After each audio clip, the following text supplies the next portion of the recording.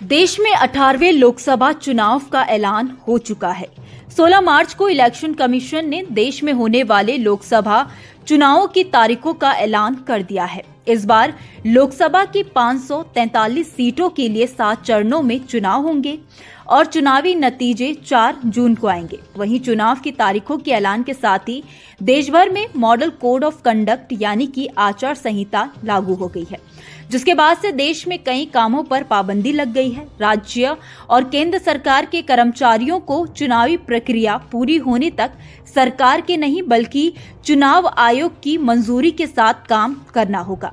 चुनावी प्रक्रिया पूरी होने तक सरकार को आचार संहिता के नियमों का पालन करना होता है। इस बीच अगर कोई इन नियमों का उल्लंघन करता है तो उसे दंड भी मिल सकता है। आइए जानते हैं कि आचार संहिता होती क्या है, इसे लागू कौन करता है, लागू हो जाने के बाद किन कामों को करने पर पाबंदी लग जाती है और क्या क्या करने की इजाजत होती है। पहले बात करते हैं कि आचार संहिता होती क्या है। तो बता दें कि देश में स्वतंत्र और निष्पक्ष चुनाव हो, इसके लिए चुनाव आयोग ने देश में कुछ नियम बनाए हैं। इन्हीं नियमों को आचार संहिता का नाम दिया गया है। लोकसभा या विधानसभा चुनाव के दौरान इन नियमों का पालन करना राजनीतिक दलों के लिए जरूरी होता है। आचार संहिता के तहत बताया जाता है कि राजनीतिक दलों और कैंडिडेट को चुनाव के दौरान क्या करना है और क्या नहीं करना है।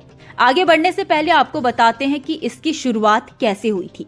आचार संहिता की शुरुआत सबसे पहले 1960 में केरल विधानसभा चुनाव में हुई थी। इलेक्शन कमीशन ने 1962 को लोकसभा चुनाव में पहली बार इसके बारे में राजनीतिक दलों को इन नियमों के बारे में बताया था।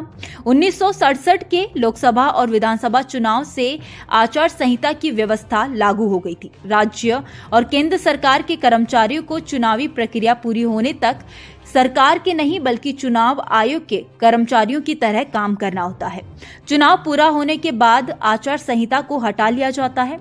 अब आपको बताते हैं कि आचार संहिता के दौरान किन किन चीजों की मनाही होती है। इस दौरान मंत्री सरकारी वाहनों का इस्तेमाल भी सिर्फ अपने निवास से ऑफिस तक जाने के लिए कर सकते हैं। सरकारी खर्च पर मंत्री इलेक्शन रैली नहीं कर सकते हैं। चुनावी रैलियों और यात्राओं के लिए इनका इस्तेमाल नहीं हो सकता। पेंशन फॉर्म जमा नहीं हो सकते हैं। नए राशन कार्ड नहीं बनाए जा सकते हैं। किसी भी काम का नया ठेका नहीं दिया जा सकता है। किसी नए काम के लिए टेंडर भी नहीं खोले जाएंगे। आचार संहिता लागू होने के बाद सार्वजनिक धन का इस्तेमाल किसी ऐसे आयोजन में नहीं किया जा सकता है जिससे किसी राजनीतिक पार्टी को फायदा पहुंचता हो। सभी तरह की सरकारी घोषणाएं, लोकार्पण, शिलान्यास जैसे कई तरह के आयोजन नहीं किए जा सकते हैं। लेकिन अगर पहले ही कोई काम शुरू हो गया है तो वो जारी रह सकता है। मंदिर, मस्जिद, चर्च, गुरुद्वारा या किसी भी धार्मिक स्थल का इस्तेमाल चुनाव प्रचार के लिए नहीं हो सकता है।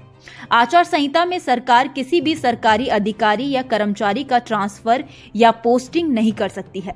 अगर मान लीजिए कि ट्रांसफर करना बहुत जरूरी हो तो चुनावी आयोग की परमिशन लेनी जरूरी होती है।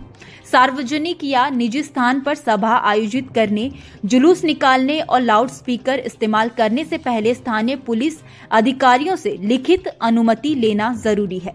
रात 10 बजे से सुबह 6 बजे के बीच लाउड स्पीकर का इस्तेमाल नहीं किया जा सकता है। ये बात जानना भी जरूरी है कि आचार संहिता सिर्फ राजनीतिक दलों या उम्मीदवारों तक ही सीमित नहीं है, आम आदमी पर भी लागू होती है। मतलब अगर कोई अपने किसी नेता के प्रचार में लगा है तो उसे भी इन नियमों का पालन करना होगा। कोई राजनेता अगर आपको ऊपर दिए गए नियमों को ताक पर रखकर कुछ काम करने के लिए कहता है तो आप आचार संहिता के नियम कायदों के बारे में बताकर मना कर सकते हैं। अगर कोई प्रचार करते पकड़े गए तो कार्रवाई हो सकती है। आइए अब जानते हैं कि आचार संहिता लगने के बाद आप कौन से काम कर सकते हैं। तो आपको बता दें कि हथियार लाइसेंस का नवीनीकरण, राशन कार्ड में किसी का नाम जोड़ना, हटाना, पता बदलना या नवीनीकरण करना, जाति, रिहाइश और आय प्रमाण पत्र जारी करना, संपत्ति खरीद बेचने पर रजिस्ट्री करना, नया ड्राइविंग लाइसेंस बनाना या नवीनीकरण करना। विकास के जो काम आचार संहिता लागू होने के पहले शुरू हो चुके थे वो जारी रहेंगे। इसमें सड़कों की मरम्मत, नई सड़क बनने का काम जारी रह सकता है। आपको ये भी बता दें कि अगर आचार संहिता का उल्लंघन किया गया तो क्या हो सकता है। बता दें कि अगर कोई भी राजनीतिक दल या उसका प्रत्याशी आचार संहिता का उल्लंघन करता है तो उसके प्रचार करने पर रोक लगाई जा सकती है। उम्मीदवार को चुनाव लड़ने से रोका जा सकता है। यही नहीं, जरूरत पड़ने पर प्रत्याशी के खिलाफ आपराधिक मुकदमा भी दर्ज किया जा सकता है और जेल भेजने तक का भी प्रावधान है।